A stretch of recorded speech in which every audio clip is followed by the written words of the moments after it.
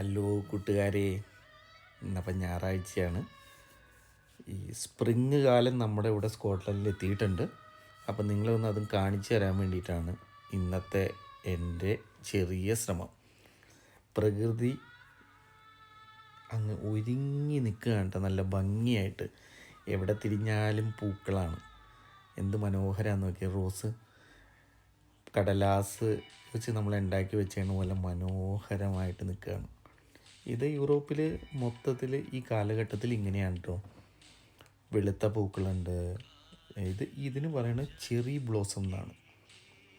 ഇത് നല്ല ഭംഗിയാണ് കാണാൻ. വലിയ മരമായതുകൊണ്ട് നല്ല രസമാണ്. വീടിൻ്റെ ഫ്രണ്ടിലൊക്കെ ഇങ്ങനെ നട്ട് കഴിഞ്ഞാൽ നല്ല അടിപൊളിയാണ് കേട്ടോ. ഇത് കണ്ടോ, ഒരു ചെറിയൊരു മരമാണ്, എന്നാലും നമ്മുടെ ബോഗൻവില്ല പോലെയൊന്നുമല്ല, എന്നാലും ഒരു വ്യത്യാസമായിട്ട് നല്ല രസമാണ് കാണാനായിട്ട്. ഇതൊരു ചില വഴികളിലൊക്കെ നമ്മൾ പോകുമ്പോൾ രണ്ട് സൈഡിലും നിൽപ്പുണ്ട് കേട്ടോ. ഇത് കണ്ട, ഈ വീടിൻ്റെ ഫ്രണ്ടിൽ മൂലയ്ക്കായിട്ട് അവരിങ്ങനെ വെച്ചേക്കണത്. വലിയ മെയിൻ്റനൻസ് ഒന്നും വേണ്ട, നല്ല സുഖമാണ് പരിപാടി. അങ്ങനെ ഇനി നമുക്ക് നോക്കാം. ഇനി മുന്നോട്ട് പോകുന്തോറും ഉണ്ട് കേട്ടോ. ഞാൻ കാണിച്ചു തരാം പയ്യെ പയ്യെ. ഇത് നമ്മുടെ വീടിൻ്റെ ഫ്രണ്ടിൽ കൂടെ പോകുന്നൊരു വഴിയാണ് കേട്ടോ. വലിയ ട്രാഫിക്കൊന്നുമില്ല, ഞായറാഴ്ച ആയതുകൊണ്ട് ട്രാഫിക്ക് കുറവാണ്. നിങ്ങളുടെ അടുത്ത് ഞാൻ നേരത്തെ ഒരിക്കൽ പറഞ്ഞിട്ടുണ്ട് ഇവിടുത്തെ ചെറിയ ചെറിയ മതിലുകളെ പറ്റിയല്ലോ. ഈ മതിലൊന്ന് ശ്രദ്ധിച്ച്, ഇത് കരിങ്കല്ല് വെച്ച് ഉണ്ടാക്കിയേക്കണതാണ്.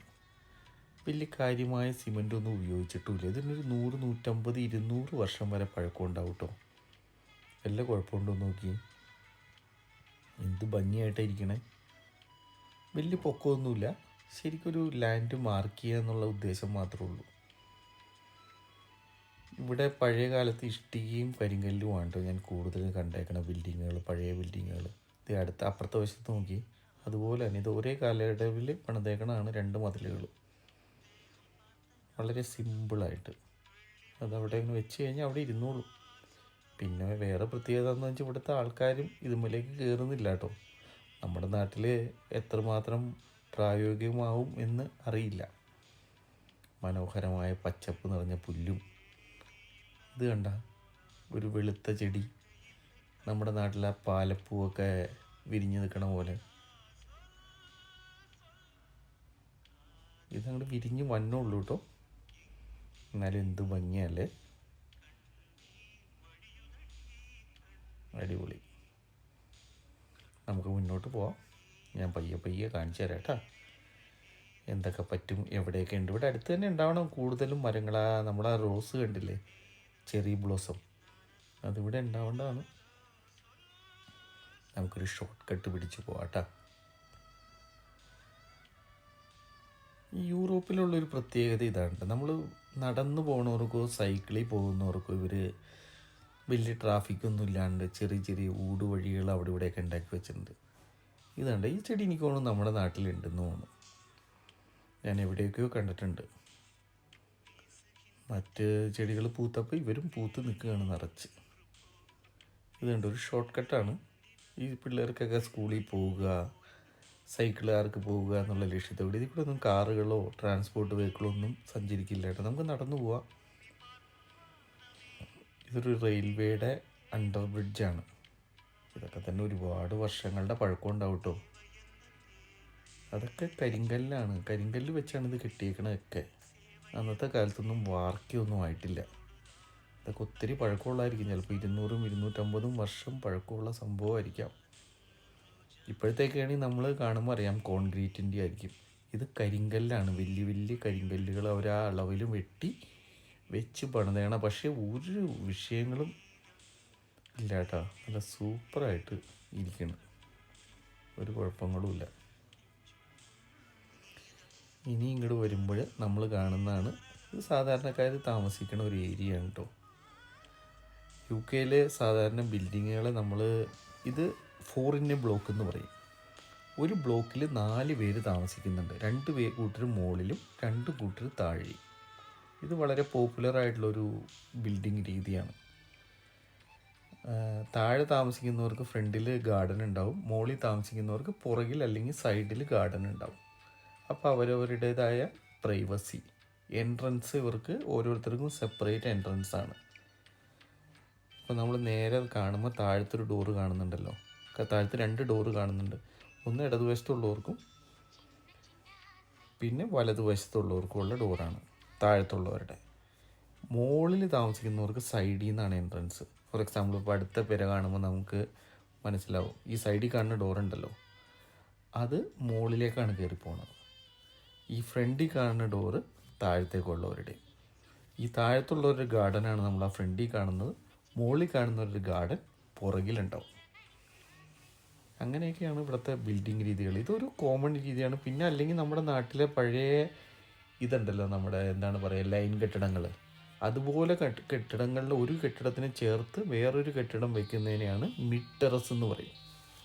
മിഡ് ടെറസ് ഉണ്ട്, പിന്നെ 4 ബ്ലോക്ക് ഉണ്ട്, പിന്നെ സെമി ഡിറ്റാച്ച്ഡ് എന്ന് പറയും. അതിപ്പോൾ ഈ നമ്മൾ ഈ 4 ബ്ലോക്ക് കണ്ടതുപോലെ തന്നെ 2 പേര്, സെൻറ്ററിലൊരു ഭിത്തി, ഒരു ഇടതുവശത്ത് ഒരാളും വലതുവശത്ത് വേറെ ആളും, അപ്പോൾ 2 പേരാണ് ഷെയർ ചെയ്യണേ. അത് സെമി ഡിറ്റാച്ച്ഡ്. പിന്നെ ഡിറ്റാച്ച്ഡ് എന്ന് പറഞ്ഞാൽ ഒരുപാട് പൈസ ഉള്ളവർക്കൊക്കെ ഡിറ്റാച്ച്ഡ് വാങ്ങാം. ഡിറ്റാച്ച്ഡ് എന്ന് പറഞ്ഞാൽ നമ്മുടെ നാട്ടിലെ പോലെ തന്നെ ഇൻഡിപെൻഡൻ്റ് ആയിട്ടുള്ളൊരു വീട്. ഇങ്ങനെയാണ് ഇവിടുത്തെ സ്കോട്ട്ലൻഡിലേക്ക്, യൂറോപ്പിലെ മിക്ക ബിൽഡിങ്, സ്കോട്ട്ലൻഡിലാണ് ഞാൻ ഇങ്ങനെ കണ്ടതാണ്. യൂറോപ്പ് മറ്റു ഭാഗത്തൊക്കെ ഫ്ലാറ്റുകളാണ് കൂടുതൽ. ഫ്ലാറ്റുകൾ പുതിയ രീതിയിൽ വരുന്നുണ്ട് കേട്ടോ. നമുക്ക് പൂക്കളാണല്ലോ നമ്മളിന്ന് അന്വേഷിക്കണേ. വന്ന വഴിക്ക് ഇങ്ങനെ ഫ്ലാറ്റൊക്കെ കണ്ടപ്പോൾ ഒന്ന് പറഞ്ഞു എന്നുള്ളൂ. വഴികളൊക്കെ നല്ല നീറ്റാണ് കേട്ടോ. കണ്ട ആരും വലിയ കാര്യമായിട്ടൊന്നും വലിച്ചെറിയാത്തതുകൊണ്ടാണ്. എല്ലാ ആൾക്കാരും അധികവും പുറത്തിറങ്ങി നടക്കലും കാര്യമൊക്കെ കുറവാണ്. തണുപ്പായതുകൊണ്ടായിരിക്കും, അതിൻ്റെ ആയിരിക്കാം, വേസ്റ്റും കുറവാണ്. ഒരു പട്ടി നമ്മളെ ഹായ് പറയുന്നുണ്ട്, നമ്മളെ പരിചയമില്ല അവന്. മുന്നോട്ട് പോവാം. കാലത്ത് ഇങ്ങനെ നടക്കാൻ എന്ത് രസം, നല്ല ശുദ്ധമായ കാറ്റ്. നമ്മുടെ മൂന്നാറിലേക്കൊരു ചെറിയ ഫീലുണ്ട് ഇപ്പം. മൂന്നാറിൽ നമ്മൾ കൊച്ചി വെളുപ്പാങ്കാലത്ത് എണീച്ച് നടന്നാലുള്ളൊരു തണുപ്പാണ്. മൂന്നാറിൽ ഉച്ചയൊക്കെ ആകുമ്പോൾ നമുക്ക് ചൂടാവുമല്ലോ. ഇത് ഒരു ചെറിയ കുളിര്, നല്ലൊരു കുളിര്. എനിക്ക് തോന്നുന്നു 6-7 ഉണ്ടാവും ടെമ്പറേച്ചർ. ആ ഒരു സൺലൈറ്റും കൂടി നമ്മുടെ മേത്തേക്ക് അടിക്കുന്ന കാരണം അതിൻ്റേതായ ഒരു എഫക്റ്റ് ഉണ്ട് കേട്ടോ. ഒരു ചേട്ടൻ കാലത്ത് തന്നെ വളരെ കാര്യമായിട്ട് പുല്ല് വെട്ടുന്നുണ്ട്. അപ്പന്മാരൊക്കെ ഇവിടെയും അവിടെയൊക്കെ വളരെ ആക്റ്റീവാണ് കേട്ടോ. അവർ നേരത്തെ എണീക്കണ കാരണം പിള്ളേരൊക്കെ ഇപ്പം ചെറുപ്പക്കാർ സെറ്റൊക്കെ കിടന്നുറങ്ങുമായിരിക്കും. ഇവിടെ ഒരു മരം പിന്നെയും വന്നു. അതിന് വലിയ വളമൊന്നും വേണ്ട. നോക്കി, ഇവിടെ ഒരു വെളുത്ത മരമുണ്ട്. അത് വെള്ളപ്പൂവും റോസ് പൂവും. അതാണ് ഇവിടെ ഞാൻ ഈ ബെൽസിൽ ഞാൻ താമസിക്കുന്നിടത്ത് കൂടുതലും കണ്ടതാണ്. ഇതാണ് കേട്ടോ, ഇത് റോസ് മരം. അതിനൊന്നും ആരും വലിയ കാര്യമായ വളവോ കാര്യങ്ങളോ ഒന്നും ഇതിനൊന്നും ഇട്ട് ഞാൻ കണ്ടിട്ടില്ല. ഈ വെള്ളം മഴവെള്ളം അല്ലാണ്ട് ഇവർക്ക് വേറെ ഒന്നും ഉണ്ടെന്ന് തോന്നുന്നില്ല. ഇവിടെ നിന്ന് പിന്നെയും നമ്മൾ ഷോർട്ട് കട്ട് പിടിക്കുകയാണ്. ട്രാഫിക്ക് പോകാതിരിക്കാൻ വേണ്ടി അവർ ബ്രേക്ക് ചെയ്തിട്ടുണ്ട്. സൈക്കിളുകാർക്ക് നടന്നേ പോകാൻ പറ്റുള്ളൂ കേട്ടോ.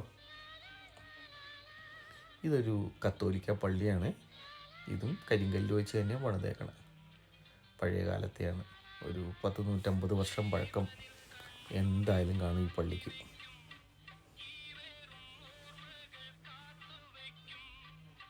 നമുക്ക് പോവാം. നമ്മൾ പൂക്കൾ അന്വേഷിച്ചാണ് ഇറങ്ങിയിരിക്കുന്നത്. ചെറിയ കടയൊക്കെ ഉള്ളൊരു ചെറിയ പട്ടണം കണ്ട ബെൽസിൽ കണ്ട, റോഡ് സൈഡിൽ ഇങ്ങനെ നിൽക്കണം. അതൊക്കെ ചെറിയ മരങ്ങളാണ്, ഈ ഇടയ്ക്ക് വെച്ചേക്കണതാണ്, വലിയ പഴക്കമില്ല. ചില വഴിക്കൊക്കെ നമ്മൾ പോകുമ്പോൾ ഒരുപാട് വർഷങ്ങൾ പഴക്കമുള്ള ഈ മരം ഇങ്ങനെ വലുത് മൊത്തം റോസ് കളറിൽ ഇങ്ങനെ നിൽക്കണതാണ്. നല്ല ഭംഗിയാണ്.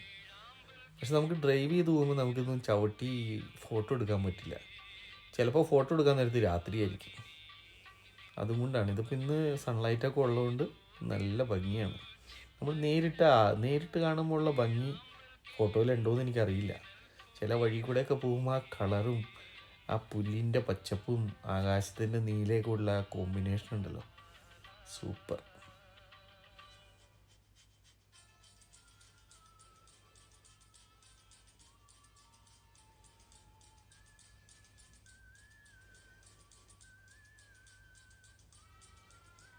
വീടിൻ്റെ ജനലിൽ തുറന്ന് നോക്കുമ്പോൾ ഈ കളർ കാണാൻ എന്ത് ഭംഗിയായിരിക്കും അല്ലേ.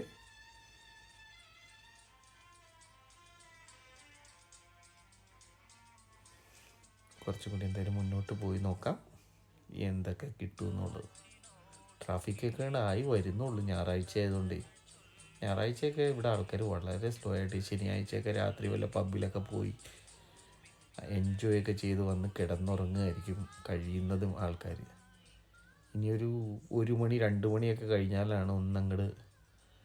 ഇതിപ്പോൾ ഒരു 9 മണിയായിട്ടുള്ളൂ ടൈം, രാവിലെയാണ്. അതിൻ്റെയാണ്. നമ്മൾ വീണ്ടും കറങ്ങി ചർച്ചിൻ്റെ അടുത്ത് തന്നെ എത്തി.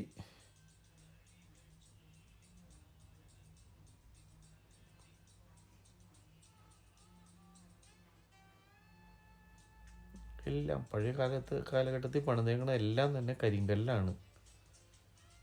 കാണുമ്പോൾ അറിയാമല്ലോ, കരിങ്കല്ല് നല്ല സ്ട്രോങ്. പിന്നെ ഇഷ്ടിക ഉപയോഗിക്കാറുണ്ട് കേട്ടോ ഇവർ. ഇഷ്ടിക, കരിങ്കല്ല്, പിന്നെ സ്ലേറ്റൊക്കെയാണ് കൂടുതലായിട്ട്.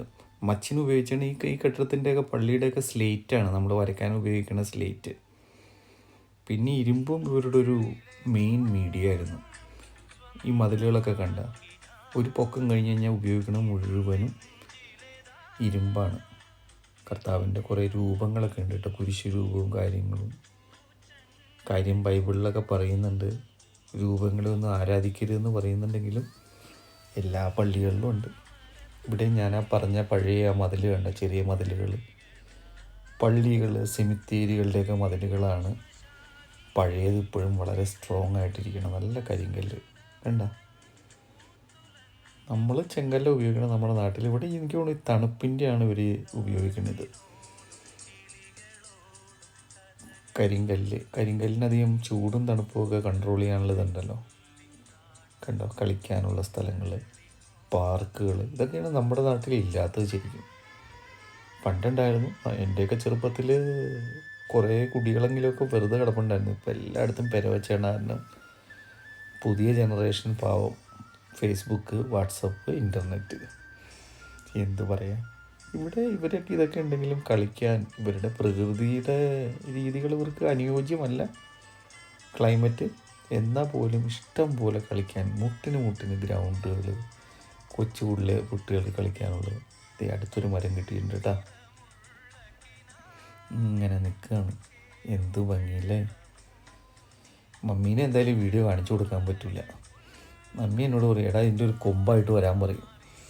നമ്മുടെ നാട്ടിലെ അരളിയൊക്കെ പോലെ ഞാൻ ഓർക്കുന്നുണ്ട്, മമ്മി പണ്ട് എവിടെ പോയാലും കുടയുടെ ഉള്ളിലൊക്കെ വെച്ച് ചെടികളും കാര്യങ്ങളും ഒക്കെ കൊണ്ടുവരുന്നത് നമ്മൾ കണ്ടിട്ടുണ്ട്. അല്ലെങ്കിൽ എല്ലായിടത്തും ചോദിക്കൂട്ട് വഴി നീളെ. മമ്മിയുടെയൊക്കെ നല്ല ചെറുപ്പ കാലഘട്ടത്തിൽ, എൻ്റെ കുഞ്ഞുനാളിലെ. അതുപോലെ മമ്മിക്ക് ഇത് കാണുമ്പോൾ ഒരു വീക്ക്നെസ് ആയിരിക്കും. എനിക്ക് തോന്നുന്നു ചിലപ്പോൾ കൊമ്പ് കുത്താൻ പറ്റുമായിരിക്കും കേട്ടോ.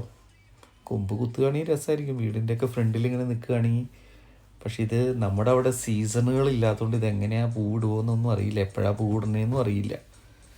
അതും ഇനി ഏതെങ്കിലും മലയാളികൾ ഇത് ശ്രമിച്ച് നോക്കിയിട്ടുണ്ടോ നാട്ടിൽ എൻ്റെ കൊമ്പ് കൊണ്ടുപോയി. ചെടി എന്തായാലും കൊണ്ടുപോകാൻ ഇവർ സമ്മതിക്കില്ല, എന്തായാലും എയർപോർട്ടിലൊക്കെ വിഷയമായിരിക്കുമല്ലോ. ചിലപ്പോൾ ഒരു കൊമ്പൊക്കെ ഓടിച്ചുകൊണ്ട് പോയി കഴിഞ്ഞാൽ ചിലപ്പോൾ അവിടെ സക്സസ് ആകാവുന്നതാണ്. പരീക്ഷിച്ച് നോക്കേണ്ട ഒരു കാര്യമാണിത്. എനിക്ക് ഭയങ്കര ഇഷ്ടമായി പൂ ഇങ്ങനെ നിറഞ്ഞ് നിൽക്കണതേ. നമ്മുടെയൊക്കെ വീടിൻ്റെ ഫ്രണ്ടിൽ ഇതൊന്നും ഒരെണ്ണം വെച്ച് കഴിഞ്ഞാൽ, നമ്മുടെ നാട്ടിൽ ചക്കയും മാങ്ങയൊക്കെയാണല്ലോ കൂടുതൽ. വേറെ ഒരെണ്ണം ഇവിടെ വരുന്നുണ്ട്, ഇത് നമുക്കൊന്ന് അടുത്ത് നിന്ന് കാണാൻ പറ്റുമോ നോക്കണേ. ഒന്ന് ശ്രമിച്ച് നോക്കാം എങ്ങനെയുണ്ടെന്നുള്ളത്. എല്ലായിടത്തും ഉണ്ട് കേട്ടോ, എല്ലാ മൂലയ്ക്കും. ചില വഴികളിലൊക്കെ വഴി നിറച്ച് വെച്ചിട്ടുണ്ട്. അപ്പം നല്ല ഭംഗിയാണ് കാണാനായിട്ട്, നീല ആകാശവും. ഇതുവരെ തന്നെ ഞാൻ അടുത്തടുത്ത് കണ്ടില്ല, ഇവിടെ നമുക്കൊന്ന് അടുത്ത് പിടിച്ച് നോക്കാമേ.